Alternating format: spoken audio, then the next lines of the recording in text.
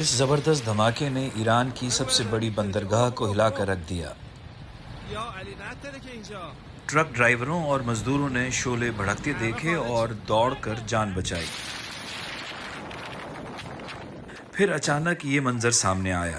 بڑے دھماکے نے ملبے کے بڑے ٹکڑے ہوا میں اچھال دیے اور بندر عباس کے قریب وسیع علاقے میں تباہی پھیلائی۔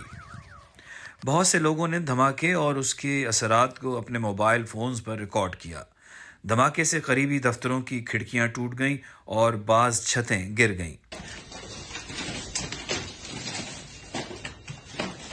50 کلومیٹر دور بسنے والے لوگوں نے بھی شدید جھٹکے محسوس کیے۔ ویڈیوز میں دیکھا گیا کہ آگ 3 مختلف علاقوں میں پھیل گئی۔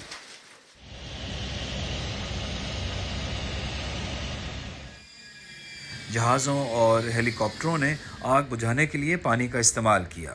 قریبی اسکول اور دفاتر بند کر دیے گئے ہیں۔ ایمبری انٹیلیجنس کے مطابق کنٹینرز میں ٹھوس ایندھن موجود تھا جو بیلسٹک میزائلوں کے لیے مختص تھا۔ ایمبری انٹیلیجنس نے ایران کی قومی آفات مینجمنٹ تنظیم کا حوالہ دیا، جس نے کہا کہ حکام نے پہلے ہی انتباہات جاری کیے تھے۔ ایران کے صدر مسعود پزشکیان نے متاثرین کے لیے گہرے افسوس کا اظہار کیا اور سرکاری تحقیقات کا اعلان کیا۔